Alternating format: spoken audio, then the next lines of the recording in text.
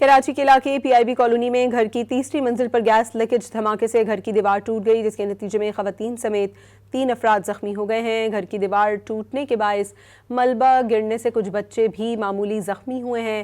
Police اور rescue ٹیمیں جائے وقوع پر پہنچ گئی ہیں اور امدادی کارروائیوں کا آغاز کر دیا گیا ہے۔ کراچی کے علاقے پی آئی بی کالونی میں گھر کی تیسری منزل پر گیس لیکیج سے دھماکہ ہوا ہے، جس سے گھر کی دیوار منہدم ہو گئی، جس کے نتیجے میں خواتین سمیت 3 افراد زخمی ہوئے ہیں۔